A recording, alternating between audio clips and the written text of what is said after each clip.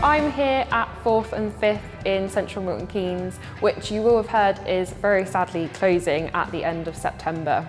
So I'm going to be talking to Paul Ashby, one of the founders and owners of 4th and 5th, about why they're closing, what it means for their sister company Bogota, and his future business venture, Blue Collar Business Counsel. So Paul, how was lockdown for you? Lockdown for me was actually quite positive.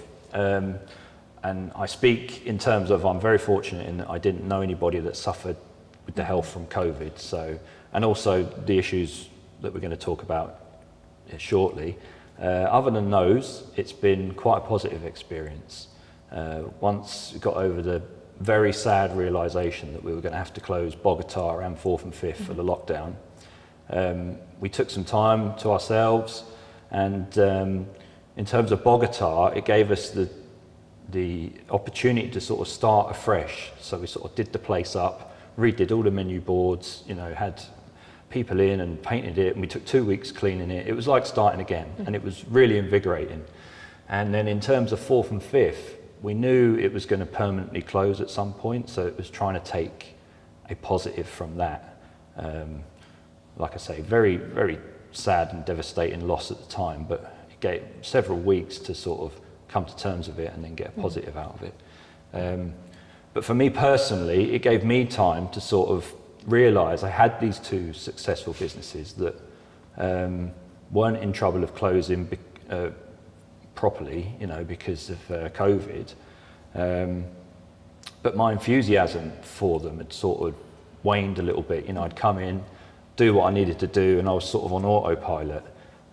So it was good to give me the time to sort of think about where I wanted to be, what was important. Everybody, I think, in this situation has looked at it differently in terms of their family and their work and their work-life balance, and now they know what's important to them. And it was the same for me. So one of the positives that's come out of it is this new business that we'll talk about shortly. Great.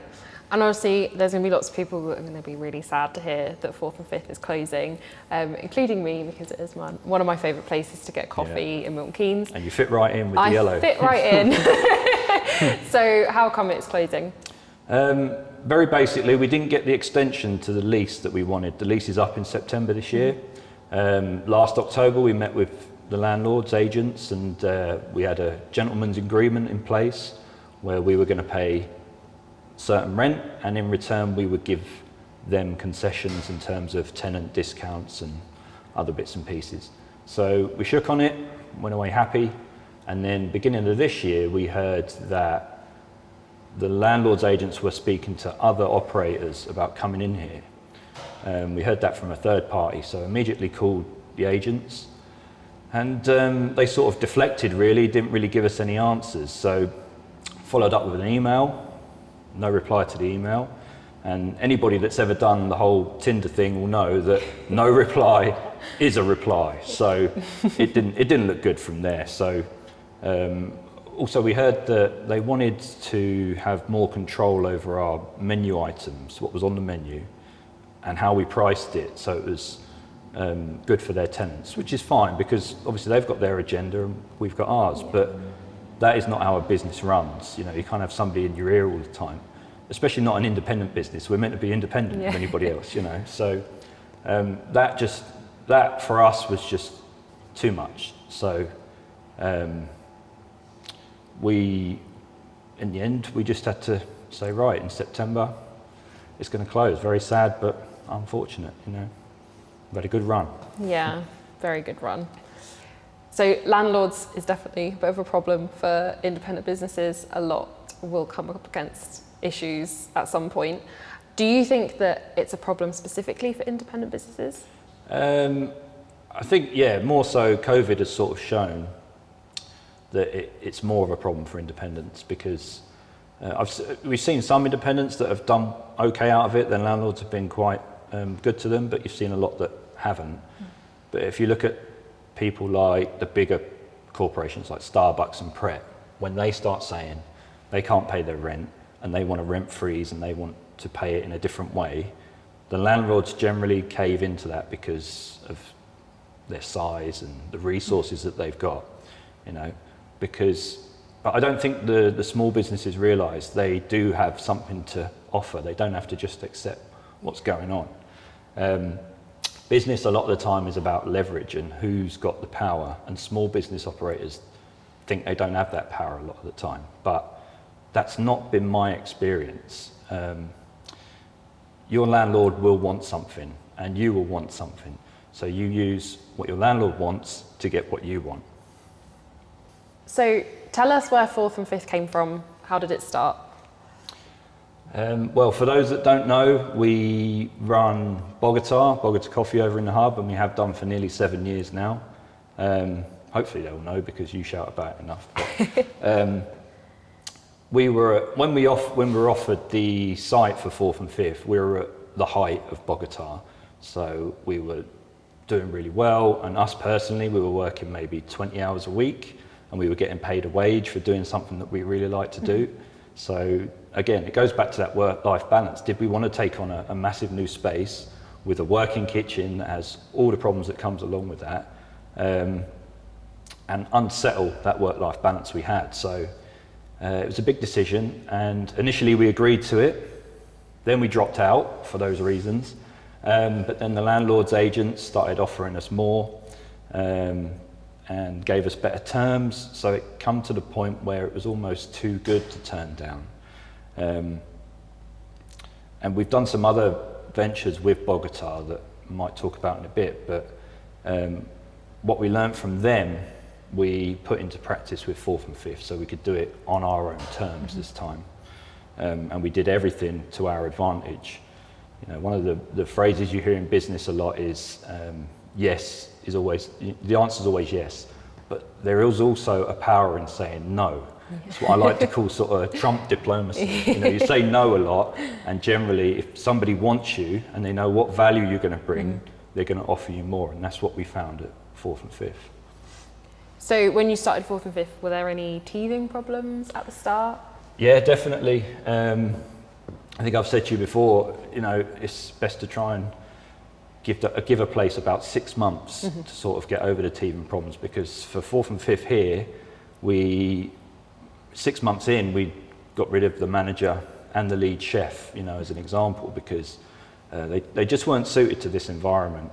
And when you come to hiring staff, if you haven't worked with them before, all you've got to go on is what they tell you in your interview and what's on the CV, you know, but a lot of the time, the actions don't back up the words. So you have to be very careful in how you hire people and who you hire.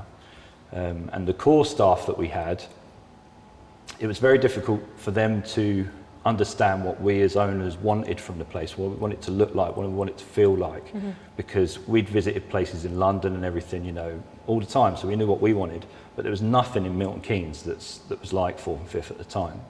So they didn't get the concept, so we ended up taking them down to London for the day, showing them some different places that we really liked and the experience they would have, and at the end of the day they come back and they totally got it. And then that is how the staff have built this place rather than us. They've taken that learning experience and turned it into what it is, what it was. You know?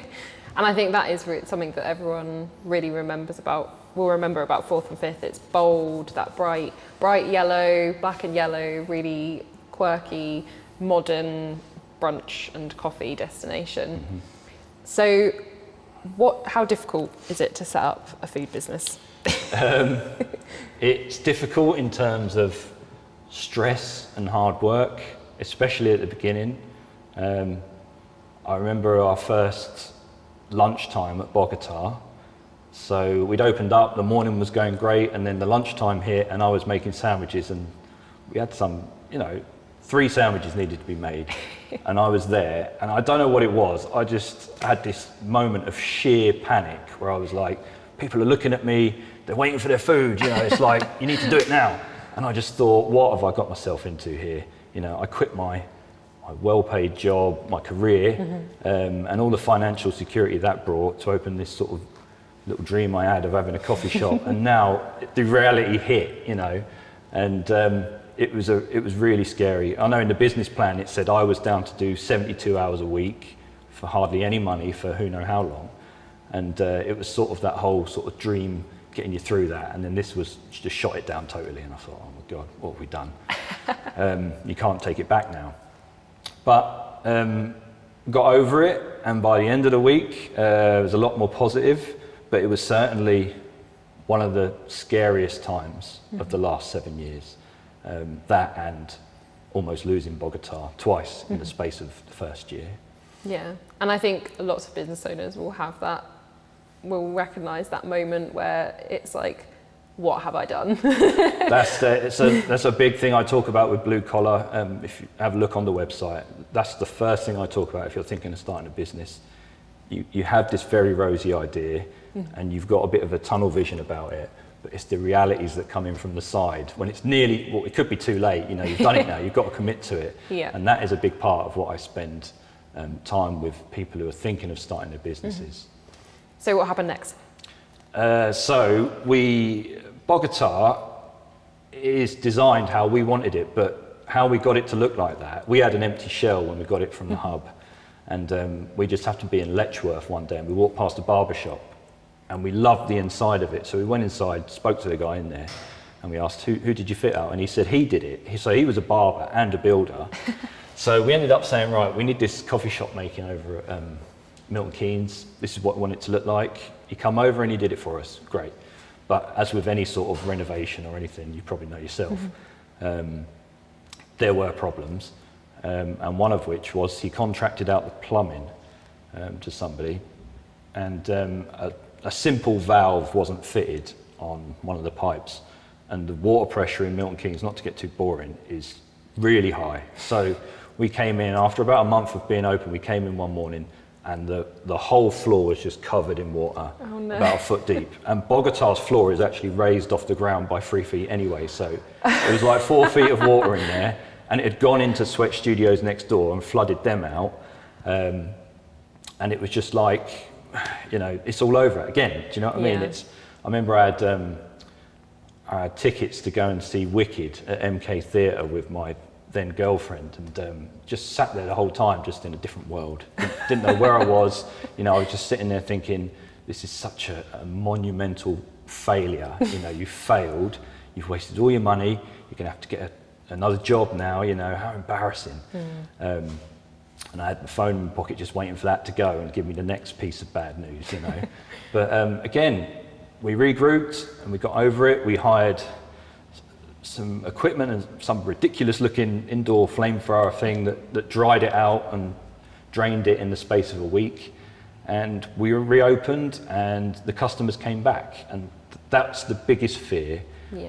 Even if you close for a week or a day or an hour, are your customers going to get annoyed and can't be like, oh, they're closed, and not come back?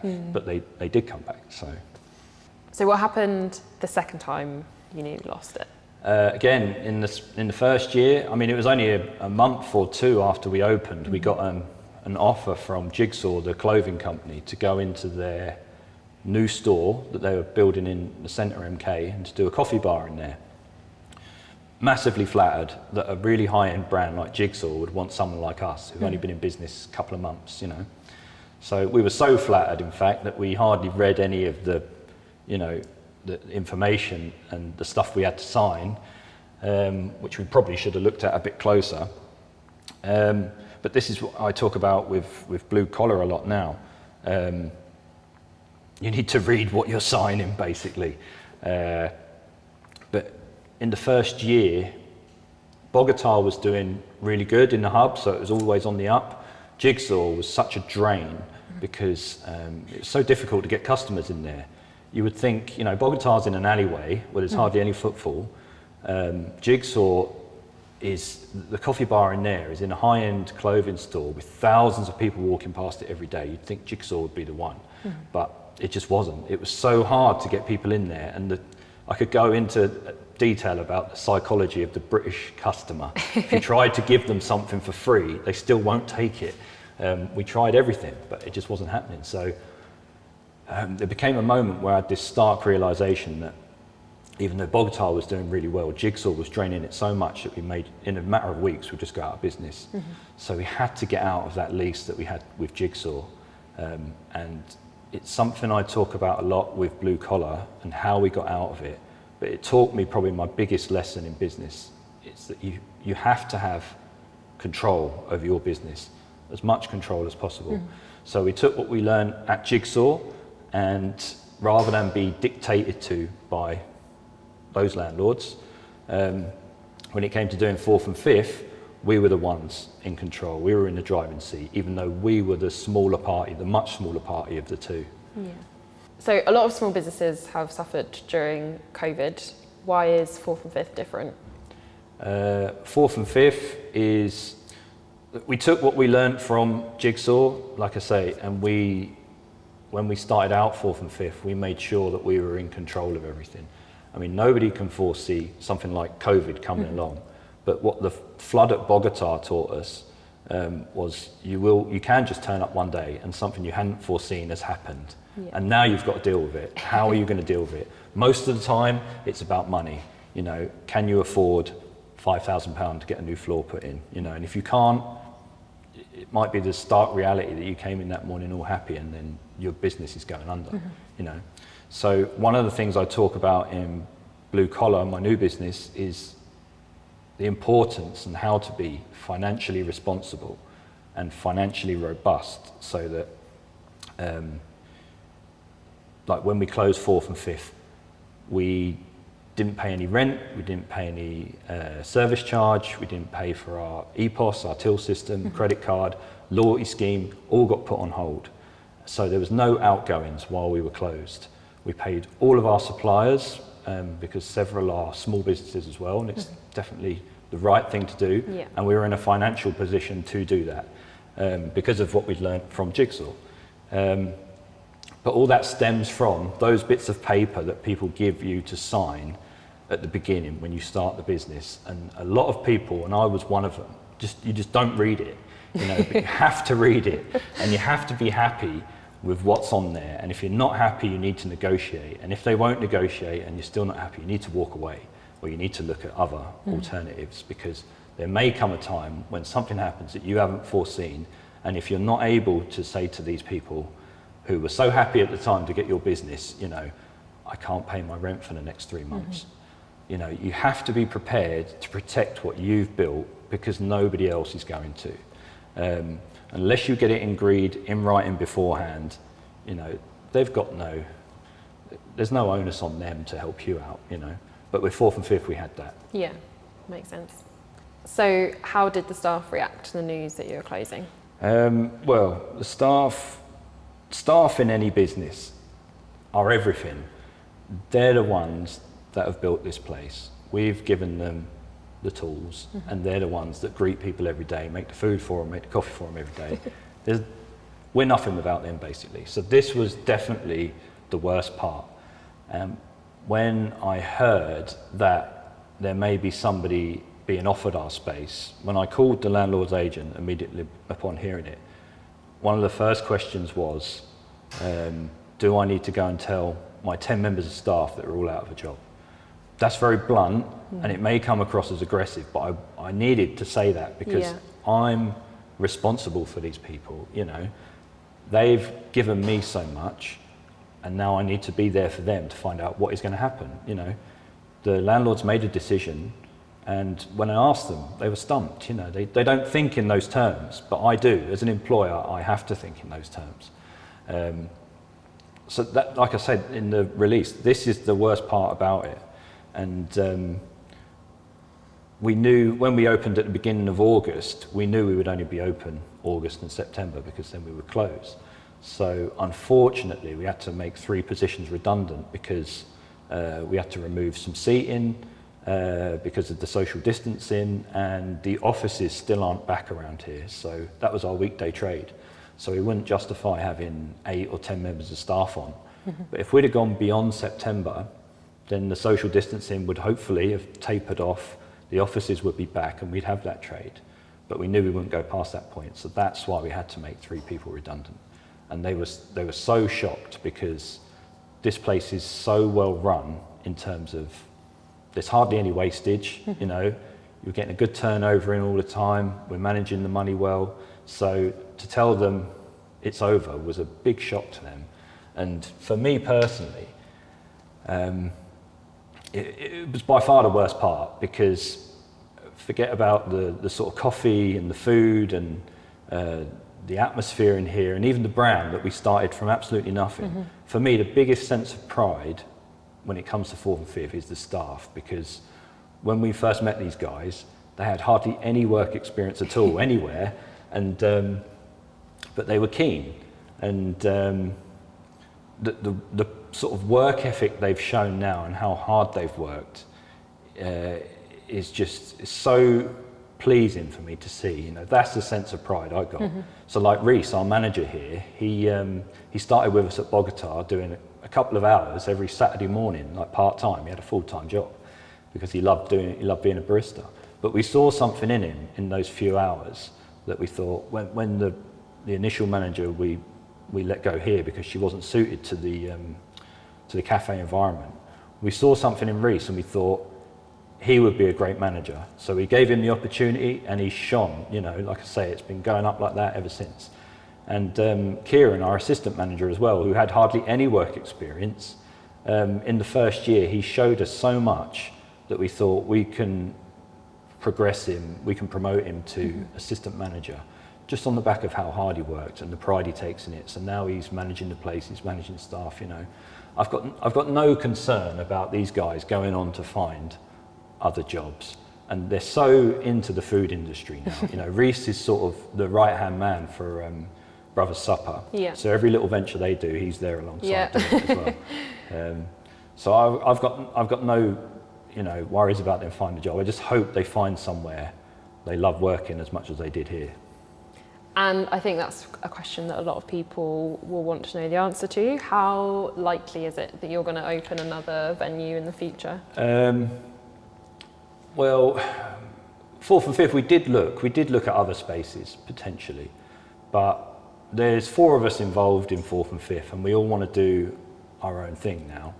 And the level of planning and work involved of moving this place to somewhere else, especially now during COVID, is just too much really. So like I say, we've all got our own things we want to do, and it's sort of uncertain times, you know, in terms of customer numbers and how much they're going to spend now, especially with the furlough coming to an end. But saying that, it is a good time for rents on other spaces and getting things off suppliers. You know, all these people that have got sort of a bad rap, like landlords and suppliers who are sort of mean to you in the past, they're forced to be nice to you now because there's so much choice out there that, you know, oh, you're offering me that space for this much money, I'll go to this place over here, which is a lot less, you know, or you're trying to supply me with goods here, your service isn't good enough, I'm going to this place over here, you know. So there's a lot more control for somebody to have. So us reopening 4th and 5th is unlikely, but what we are open to is if somebody wanted to buy the brand off of us. Because there are people out there who want to start a cafe, they want to start a restaurant. We've got loyal customer base and a following, which you could just take from this space to somewhere else, and you can run it the same way, you know. So you can get a good deal on rent, and if you bought a brand like 4th and 5th, you would hit the ground running in terms of customers rather than starting totally afresh. So we are open to that. Cool. So other than negotiating rents and navigating landlords, what would you say the biggest challenge for starting a food business is? The biggest challenge is trying to please all your customers. Not possible. It's not possible. You will not be able to do it. Every customer is different and they all have different expectations. All you can do if you're running somewhere is to you can only try what's reasonable in an attempt to improve the experience for as many people as possible. I said in the release about the actual space of 4th and 5th here at Witten Studios is not ideal, and it's not. The front of house is great, it looks great, there's so much room for us, but in the back, in the kitchen, it's so small, and it was actually fitted out and designed in that period where we weren't involved. So at the beginning when we agreed to it, and at the end we had say on the outside, this bit, but the middle part when we weren't involved is when the kitchen was fitted. So, and because we're a breakfast and brunch place, obviously everybody comes all at one time. Generally 10 a.m. to half 11 in the morning, everybody comes. You get this bottleneck in this tiny little kitchen. You're trying to bang out about 100 orders an hour. Well, more than that, really.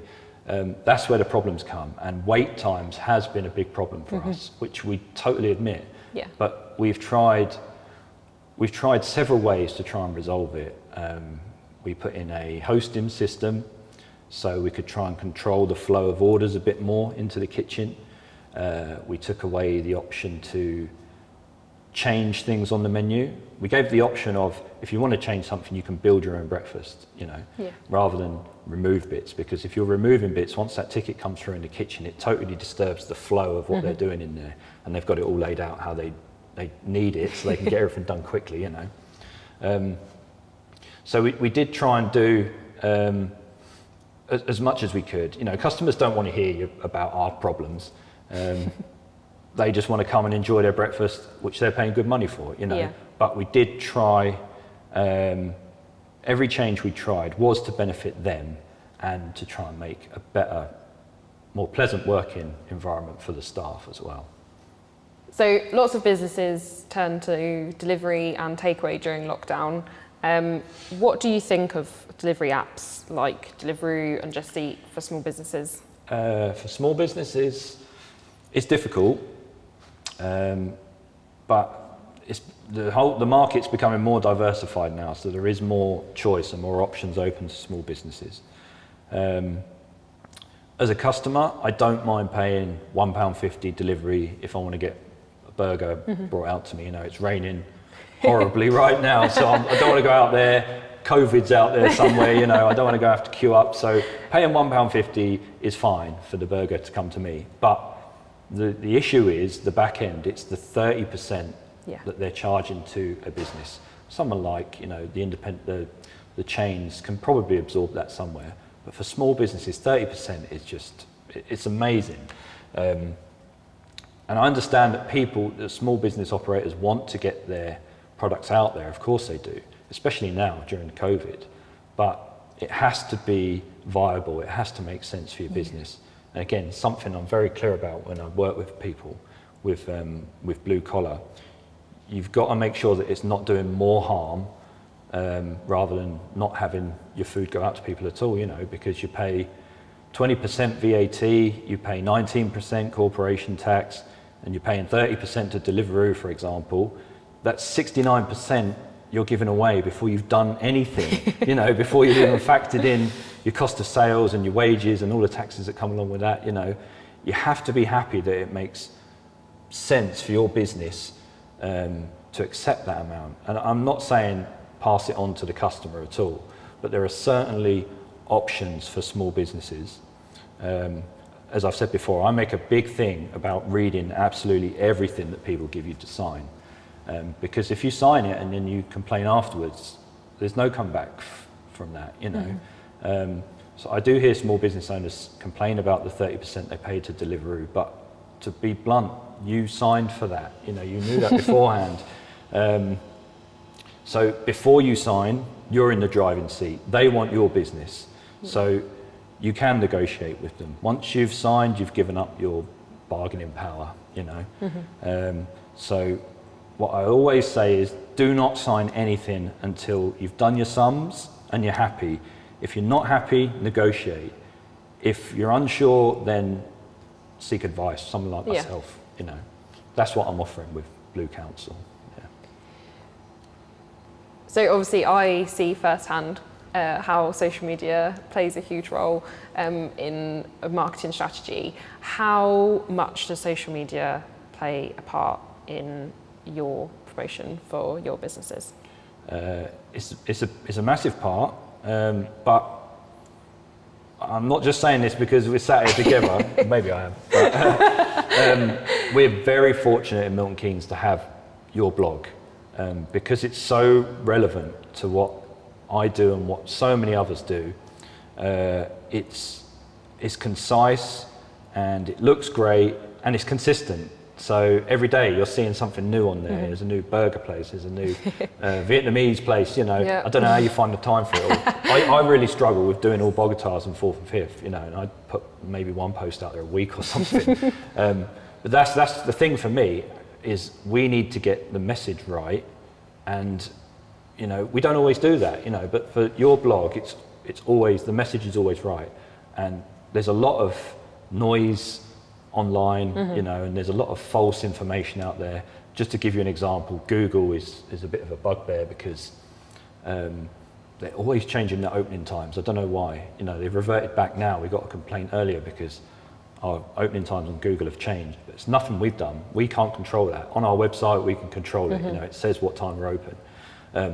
So to get a blog like yours, which is always up to date, you know, that's very important. And it's kind of like the modern day word of mouth. You know, I grew up in the 80s where if you had a good experience somewhere, you had to go and tell somebody about it, you know, physically go and tell them or ring them on the phone. But now you've got social media, so it's so important that if you do have a good experience, you tell your friends about it. You know, it's like if you're going to get something fixed at home, like a plumber or something, so hard to come by because you want someone you can trust. If you know a friend that's had some good work done, you tell them and share it online because it's so important for especially small businesses like ours. Yeah. So you've run supper clubs at 4th and 5th in the past, including my own. What's the inspiration behind that? Two things. One is you pay your rent 24/7, no matter if you're open 6 hours a day or 24 hours a day, you pay the same rent. So we wanted to maximize the income that this space could offer us. And secondly, as you more than anybody else knows, we've got such a great and diverse independent food scene in Milton Keynes. And it's no coincidence that we've got so many good food trucks and street festivals, but they're lacking in permanent places. And the main reason is the rent and the rates, especially for an area that is for a business that needs a big front of house to fill it up, to make money, to keep it going, you know. So we wanted to offer that with 4th and 5th. We were closed in the evenings, so, you know, an operator that normally has a food truck can have a specific site for 1 night a week or 4 nights a week or whatever, and it gives a bit more options for the people of Milton Keynes. That's what we wanted from the supper clubs. And I think the supper clubs is something that you managed to do really successfully and offer that space for local vendors. Did you get much of an uptake from local vendors for supper clubs? Yeah, I mean, hopefully people knew that towards the end of last year we had a residency in here. The Brothers Supper were in here with their 20 out of 10. But before that, we put on some great nights. Yours being one of them. Yeah. But we got a lot of inquiries about it. But the first thing we would reply to people was there was 2 prerequisites we needed for them to come in here, and one was you needed to have food hygiene to a management level, and you needed to have your public liability insurance. And I think pretty much all the applicants we sent that to didn't come back to us, which is quite surprising in itself, you know. But this is what I find with a lot of small businesses. They're in one of 2 camps. They're either put off starting their own business because they don't understand the realities and the paperwork and the practicalities of what you have to do to open somewhere, or they steam right in and they start the place up and they're going in and they hit a wall because they haven't got their insurance in place and they've just spilt a hot drink over somebody. You know, that's where you come unstuck. So again, with blue collar business, what I'm trying to offer people is, if they're thinking of starting a business and they're not sure what the requirements are, what they need to do, I can help with that. I mean, the insurance, the public liability insurance and the food hygiene can be done in a couple of hours, you know, and you just need to know where to find it and the simplest way possible of achieving it, which I can help with. Great. So, very excitingly, you are launching Blue Collar Business Counsel this week. What is it? What do you do? And who can you help? Okay, so Blue Collar Business Counsel is for anybody thinking of starting a business, or people who have started off small, like from their kitchen table or whatever, and they want to go full time, or businesses that are already established and they want to improve, or they want specific advice on certain parts of running their business. That's what I'm offering. So it's threefold. People who are thinking of starting a business, those who have started off small and want to take the next step, and those that are already established, for instance, say Bogota, and they were looking to improve their margins or something. That's what I'm looking at. So during lockdown, I worked with a gym. They've had to totally redo their business model because it was just turn up when you want, and it was classes. So turn up when you want, your classes on here. But because they're going to be massively reduced in capacity, they're going from like 30 people in a class to 12 maximum. That had a knock-on effect for the booking. They never booked people in before, so you needed an app for that. It had a knock-on effect for their pricing. So we looked at how we could maximize their small space to get as many people in safely with the social distancing, but also to try and keep customers happy, because there wasn't the range there was before. You might try and book a class and you can't get the class you want, and you just get fed up. I'll go and join this other gym. So that's something that we took into account, and then from there we looked at the pricing. So that's one business that I worked with during lockdown. Another one, I helped them with furloughing their staff and getting the grant money. So at the end of October, from the help from me, that business will benefit from around £15,000 from the furlough money and the grant money. Amazing. So it's not just hospitality businesses that you are offering to help? No, not just hospitality. I want to work with any business I believe I can bring value to. So my specialism is obviously hospitality, but I don't want to be pigeonholed as just cafes and restaurants. During COVID as well, I worked with 2 app developers from scratch. They're doing an app for if you're in a bar and you get the drink ordered and brought over to you, and it's also for a coffee shop and restaurant setting where it's sort of click and collect. So we looked at it from the side of their USP. So as a person who had a business that was like that, I could see it from the business side, what I needed, but also I'm a customer as well, so I saw it from that side. So I helped them with that and their pricing and how they could be competitive with other apps out there, and their payment system, how they were going to take payments, and also help them come up with a name of it. So hopefully in the next few weeks we'll trial it at Bogota and see how we get on. But there are some areas I don't really know much about. So I'm not one, so I offer a free consultation. If I sit down with somebody and I don't think I can help them, I will tell you, or I'll try and point you in the right direction. I'm not going to take the money and try to blag it. Okay, that's just not what I do. So if, say for instance, a blogger or an influencer came to me and said, I want to improve my readership and my reach, I would just say, that's not my field. I'm not sure about that at all. I would pass them on to somebody like yourself, or Grow and Glow or something like that. So but I do want to hammer home the point that I'm willing to work with anybody that I think I can bring value to, and that's what it's all about. If you think you can't afford a consultant, or you think your concerns are too mundane, then please just email me. It's on the website how you email me.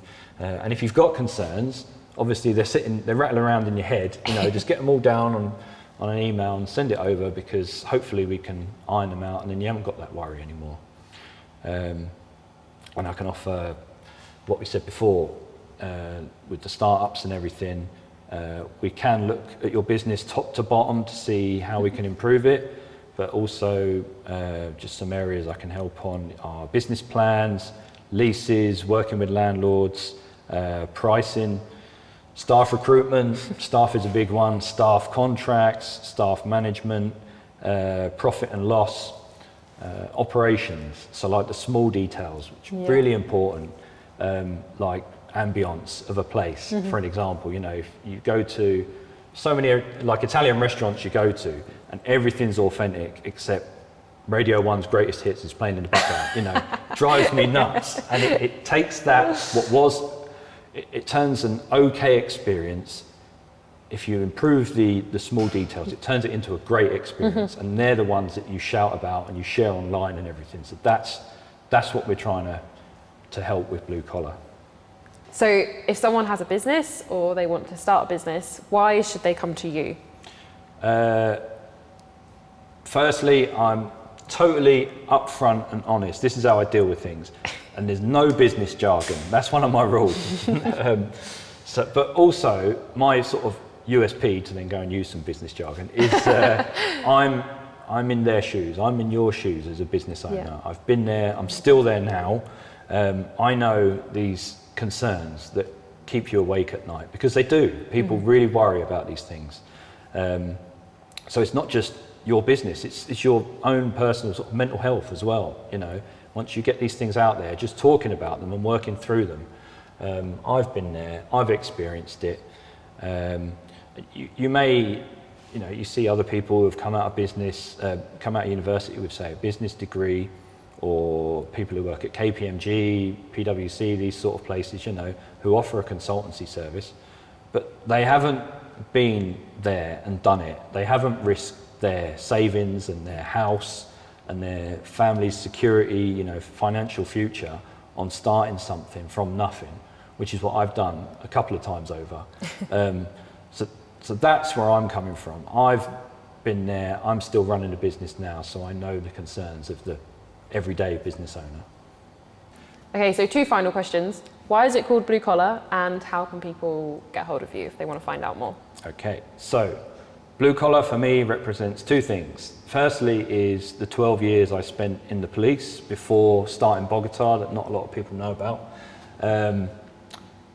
It was all frontline, so I dealt with very high stress, high pressure situations, and I had to use my communication and my decision making to solve problems. That's one side of it, and the other side is just the phrase blue collar brings up this sort of down to earth, everyday people trying to better themselves and provide for their future. That's a small business, and that's who I want to work with. And you can find out everything that I offer on, probably the simplest way is my website, which is www.bluecollarbusiness.co.uk. It's got my email on there. Like I say, I offer a free consultation, meet you in person, or maybe not now, but you know, during COVID we'd do a phone chat or what have you. And it's got links to my social media on there, and each one is different. And what I do is I take the latest business news and whatever announcement the government has made, the new legislation and whatnot, and give my thoughts on it and how you can apply it to your business and how to benefit you. So yeah, if you want to learn more, Blue Collar Business on the website, everything else is on there. Great. Thank you so much for taking the time to chat to me today. Thank you. It's been really good to learn more about your new business venture, and yeah, I'm sure everyone will be very sad to see 4th and 5th go, but really pleased to hear that Bogota's still staying and that you've got exciting plans for the future. Thank you very much, Sophie. Cheers.